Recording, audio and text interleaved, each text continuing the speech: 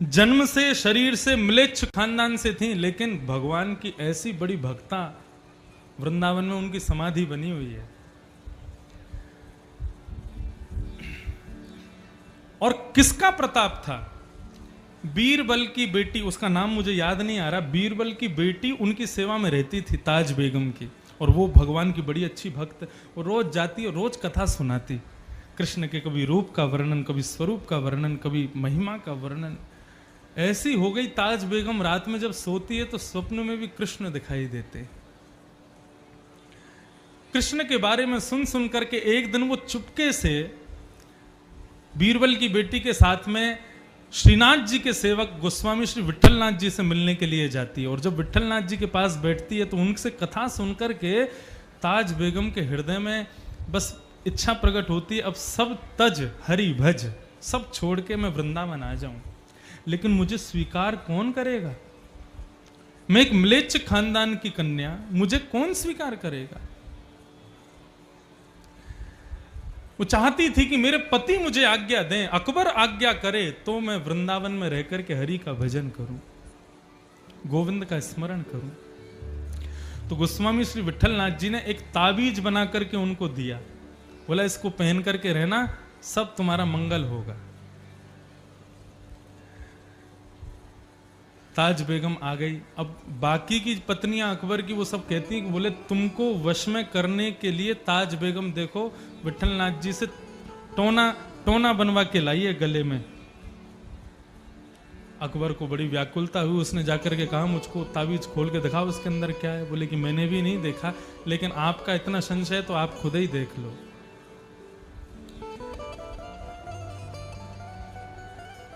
जैसे ही अकबर ने वो खोला, उसमें से एक पर्ची निकाली, भोजपत्र पर लिखा था, टोना टोटका पीछे धरिए, जो पिए कहे सो ही करिए। टोना टोटका सब छोड़ो, जो तुम्हारा पति कहे सो ही करना। वो पढ़ करके महाराज अकबर इतना प्रसन्न हो गया, वाह ये तो गोस्वामी विट्ठलनाथ जी बड़े अच्छे हैं, मुझे इनका दर्शन करना है। विट्ठलनाथ जी से मिलने के लिए अकबर भी आया। विट्ठलनाथ जी की आभा प्रभा देख करके और महाराज श्रीनाथ जी का, दोनों पति पत्नी अकबर और उनकी पत्नी ताज बेगम ने बाहर मुख्य द्वार से ही दर्शन किया, अंदर प्रवेश अनुमति नहीं थी उनको। वहीं से देख करके पत्नी ने रट लगा ली कि मुझे जाना है वृंदावन, जाना है वृंदावन। तब अपने पति से आज्ञा लेकर के ताज बेगम वृंदावन आई और वृंदावन आकर के उन्होंने ठाकुर जी का खूब भजन किया। तो मैं संगति का असर बता रहा हूं, संग जैसा होगा हम वैसे बनते चले जाएंगे। ताज बेगम रोज जाती, गोविंद देव जी जो जयपुर में विराजते हैं वो पहले वृंदावन में विराजते थे, उनका रोज दर्शन करने जाती थी, लेकिन अंदर जाने की अनुमति नहीं थी तो रोड बाहर से ही खड़े खड़े देखती थी। एक दिन पता नहीं उसके मन में क्या आया, उसके मन में इतनी व्याकुलता हुई ठाकुर जी से मिलने की, वो ठाकुर जी से कहने लगी मैं म्लेच्छ खानदान में जन्मी हूं, मैं आपके दर्शन के लिए भीतर नहीं आ सकती, आपका मंदिर अपवित्र हो जाएगा, लेकिन आप तो नंद नंदन हो ना, मेरी भक्ति यदि श्रेष्ठ है तो मुझे दर्शन देने आप तो बाहर आ सकते हो ना।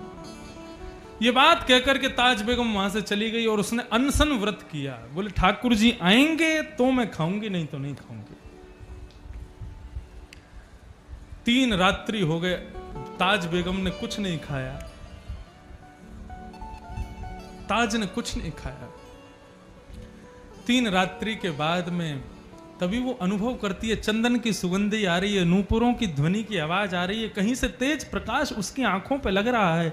जैसे ही नेत्र खोल करके देखती है तो त्रिभंग लली श्याम सुंदर ताज बेगम की कुटिया में खड़े हुए उसको दर्शन देने आए। और तभी ठाकुर जी अपनी वंशी रखते हैं और अपनी दोनों भुजाएं आगे करते हैं, एक में जल का प्याला और दूसरे में भोजन की थाली ताज बेगम को देते हैं।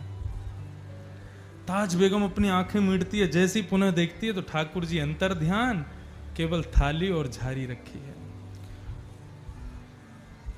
इतनी आनंद निमग्न हो गई, रात में उसने एक पद गाया, पद हमारे ब्रज में गाते हैं कई लोग, सुनो दिल जानी मेरे दिल की कहानी, तेरे हाथ हूँ बिकानी, तेरे हाथहु बिकानी, बदनाम भी सहूंगी, सुनो देव जानी मेरे दिल की कहानी। ऐसा बताते हैं कि ताज बेगम को अकबर के समस्त प्रजा के लोग, म्लेच्छ लोग सब उसको बदनाम करते थे। बोले हिंदू बन गई तूने सब बर्बाद कर दिया अपने कुल खानदान का। जहां कहीं से ताज बेगम निकलती, कोई म्लेच्छ देख लेता तो ईंटा पत्थर फेंक करके मारता था। बोले हमारे कुल खानदान पर कलंक है तू। लेकिन उसको किसी से कोई मतलब नहीं। नंद के कुमार कुर्बान तेरी सूरत पे, वृंदावन छोड़ कहीं भी न जाऊंगी, सुनो देव जानी मेरे दिल की कहानी। तेरे हाथहु बिकानी, तेरे हाथहु बिकानी, बदनाम भी सहूंगी, सुनो देव जानी। पूरा पद बहुत सुंदर है। मुझे समय मिलेगा एक दिन कथा में जरूर सुनाऊं। और भी कई पद हैं ताज बेगम के, ऐसे प्यारे प्यारे पद गाती थी। धीरे धीरे हुआ क्या कि ताज बेगम की बड़ी प्रसिद्धि हो गई वृंदावन में। तो फिर अर्धरात्रि को वृंदावन छोड़ के ब्रज की सीमा पे महावन चली गई, और बाकी का समय वहीं एकांत में रह करके कृष्ण स्मरण करते करते वहीं प्राण त्याग दिए। तो संग में इतनी ताकत है कि वो आपकी मनोवृत्ति को बदल सकता है। आप कैसे व्यक्ति के संग बैठते हो, कैसे के संग खाते हो, कहां जाते हो, क्या करते हो, बहुत असर पड़ता है आपके ऊपर उसका। इसलिए संग सुधारो। मैं अपनी कथा में कहा करता हूं, आजकल के बच्चों को सत्संग में इतनी रुचि नहीं है। मत आओ, बिल्कुल मत सुनो, बिल्कुल अपने कामों में व्यस्त रहो, पढ़ाई में व्यस्त रहो, लेकिन कुसंग मत करो। कुसंगता का त्याग ही सबसे बड़ा सत्संग है। आप एक कुशित व्यक्ति का संग छोड़ते हैं, वही सत्संग है। कुंती कह रही है आप सब जगह हो, लेकिन दिखोगे कब? जब संग शुद्ध होगा, जब किसी व्यक्ति का संग पवित्र होगा, तभी आपका दर्शन होगा। कुंती महारानी स्तुति गा रही है, और स्तुति गाते हुए अंत में